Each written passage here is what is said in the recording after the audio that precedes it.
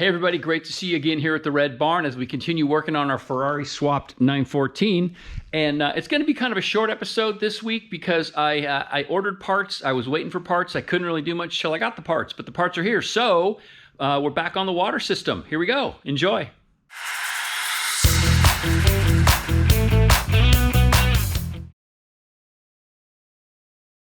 Okay, here's another one for the tool horrors. We'll get to this in 1 second. But here's the S-bend that I made for the, water pump is here. Water from the radiator's coming this direction. And just this morning, I welded on this AN8 weld bung. So I'll have the fitting that can screw on here. I'm just going to use this cap to protect the threads. But the tool horror component is, I've got the hose clamp bump, right? You slide the hose over this, and when you hose clamp it, this little ridge ensures that the hose can't come off. And this is the tool that I borrowed from my friend Bob that puts the ridge in this thing. And it works. What's nice is you can do almost any size tube in here. And the way it works, you can see there's just a bump out on this one, on this die, and there's a cutout on this die. And you put this thing in here, put your tube in here, and do it in a couple passes because you don't want to try to do it all at once. But what's nice about this is you kind of got to hold it in place. I just put a teeny little bit of pressure on that die on the first couple go-arounds.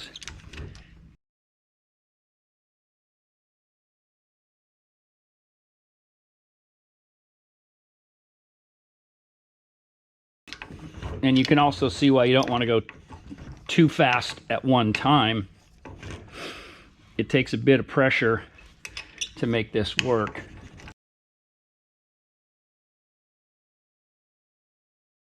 I do about that big a ridge. And when you're done, just back it off. And out comes the part. And you got a nice little hose clamp holder. So anyway, that's cool. Thanks, Bob. And there it is back in place. And here you can see I've just put on the 45-degree fitting that I think I'm going to run. And then I'll make a hose that goes from here to the fitting on the base of the water fill, and this section will be finished. And in case it wasn't clear, when you saw me pointing to these areas on the chassis where I was saying the hose going forward, this is the Gates green stripe hose, 1.25 inches. This is what I'm running on the LS car, and it's pretty traditional to run these hoses on these V8 or the water-cooled conversions on the 914s. And this hose, I'm not going to be able to do it. I'm holding the camera with one hand, but you can see the hose ends up tucking up into this little ridge that runs all the way down to the perfect spot to get it into the front of the trunk and hooked to the radiator. So it comes out in these valleys, if you will, and you can see kinda that it's going to plug right on to that. And away we go. So I'll have, hose clamp, and then hose clamp here. And we all set. I like AN fittings for that very reason. They're very tidy, but it's going to get a little crowded down in here. But there we go. So that was a fun little piece to make, and I got to practice all my aluminum welding, and it turned out pretty well. Thanks again to Bob for the, I don't even know what you call that thing right there, the bump maker. But yeah, part done. Okay, continuing on with the coolant system. This is the latest contraption I'm working on. This is a Mazir inline thermostat that has been, one end of it's been cut off, and this is an 1.25 inch fitting, if you want to call it that, an inline fitting that has hose here, and then this used to be just a 1/4 inch NPT female that you could screw a temperature sensor or something into, and drilled that out and welded on a -8 AN weld bung, so that if you want to think about this on the car, hot water is coming out of the engine, it's running through that heat exchanger that's helping regulate the temperature between the engine coolant temp and that transmission fluid that's running up through that heat exchanger. It runs into here, pre-thermostat. This fitting is now the fitting that gets me the hottest water possible as soon as it's exiting the motor, that runs off to the heater core for the interior heat, and then the thermostat, and then off to the rest of the coolant system. What I need to do now is get this is 1.25 inches, and the fitting coming out of the heat exchanger goes from the heat exchanger. It's a rubber seal that transitions from the size of the heat exchanger down to 1.75 inches. So I need to get an 1.75 inch hose end onto here. So that's what I'm going to do now. This is anodized, which is why the color difference. So I first have to lop this 1.25 inch thingy off, then modify the piece that I'll show you here in a second, and weld it on here. So another one-of-one part of this build. But we're back to welding aluminum, and what I would tell you, my biggest lesson learned so far about welding aluminum, this was the pre-thermostat model. You can see it's 1.75 inches, which is what I need.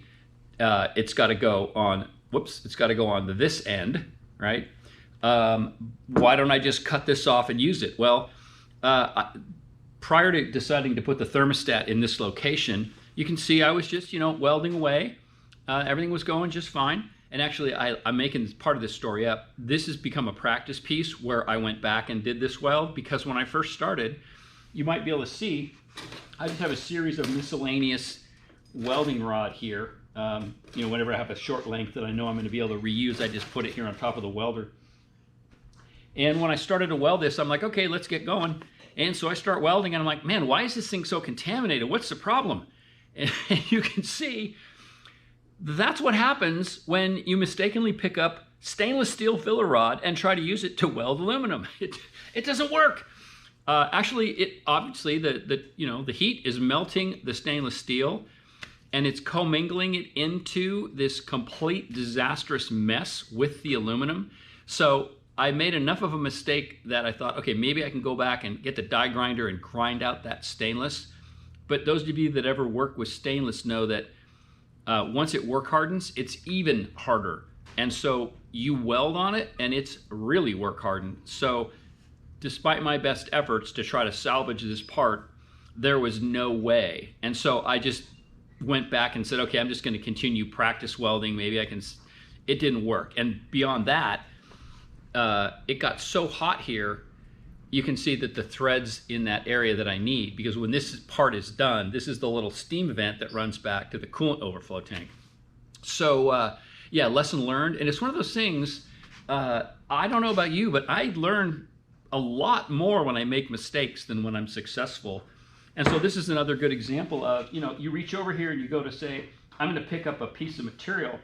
And one of the things to note is, I've already been playing with this, but this is a piece of stainless rod, and you can see if I try to bend it, I got to put some force into it to bend it. And you can't feel it obviously, but I could. It's a fair bit of force. And when you get to the aluminum, I mean, it's like boop, it bends instantly. So it's really easy to tell what the material is. And yeah, granted, my new supply, if you want to call it the new supply, they're all separated. But once I get into this mode, I just need to make sure I'm grabbing the right stuff. So, as I said, lesson learned, aluminum rod for aluminum. So let me go prep this, and we'll get this ready for the 1.75 inch hose end to go on here. Okay, the parts are prepped, so I lopped off I left a little bit on here just as a locator, and I'm probably going to go in here and remove this when you see the step down from the 1.75 inches to the 1.25 inches. But this originally was simply an adapter, 1.75 inches to 1.5 inches, but I need this little steam vent fitting opening. So I cut this off because it's going to go on here to make the adapter. And then you wouldn't know it, but the angle of the heat exchanger coming across the motor, it doesn't point straight at, it's not completely in line with the engine. It kicks off a little bit to one side. So what I did is I left a little bit of this and grounded at a bit of an angle so that it makes up for that, and I can point this thermostat straight ahead. So the first thing I'm going to do is just get a little tack on here. I left a little bit of a rock in here, so I'm just going to get a tack on it and then go fit it on the car and just make sure that I like the angle that it's pointing at. It'll be rubber hose from here on out, a 90, so a little bit of flex in there, and if it's not exactly straight ahead, it won't be a huge issue, but I'd like to get it as close as possible. So I'm going to go ahead and get this tacked on here using aluminum rod. Boop.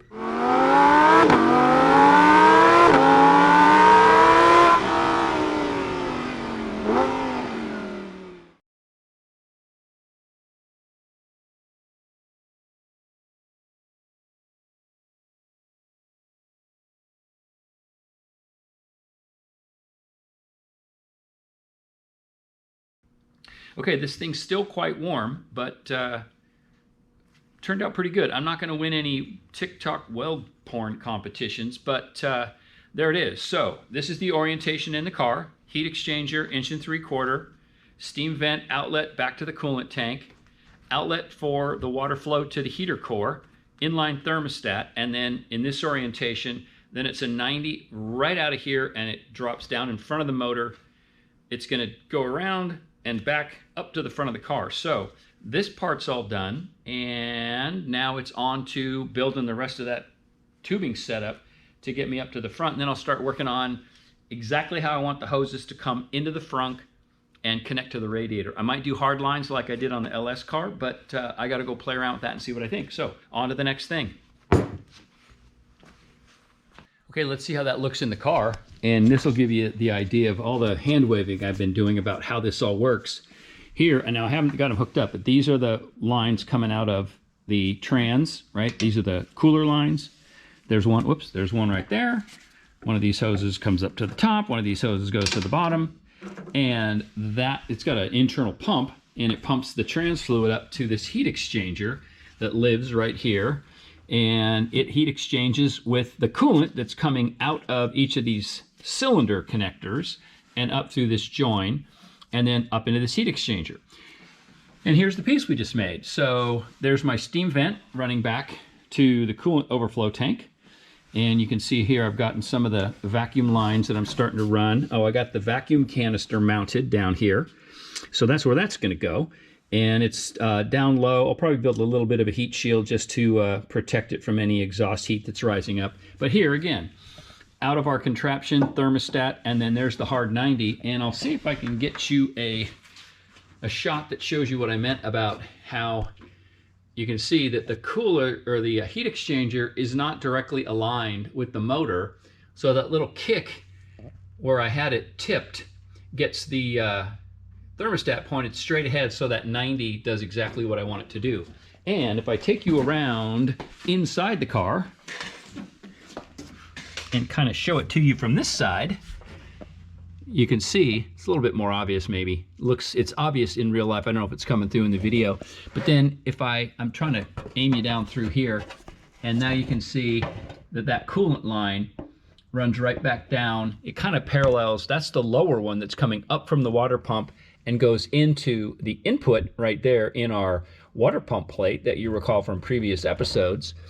And then this upper hose is the outlet. It's going to run down, and it's going to have to cross back in front of the motor, or partway in front of the motor, to get up into this channel under the car to run up into the front area to the radiator. So it's kind of a wacky looking piece, but you know, it worked great. I'm really, really happy with how that turned out. And you might be concerned, it's like, what else is going on under there? But I did pre-fit everything with the intake manifold in place. And yeah, this is actually the front area, where here you can see the fuel pressure regulator. This is the valve actuator. This is the pneumatic line for the valve actuator that runs over to those valves, you know, that I installed on the firewall. So it's a little bit messy, but yeah, that hose comes right out here and does a hard 90 right about here. So everything clears just fine. And yeah, that's kind of a major thing, because there's a lot going on right there. So I'm real happy with that.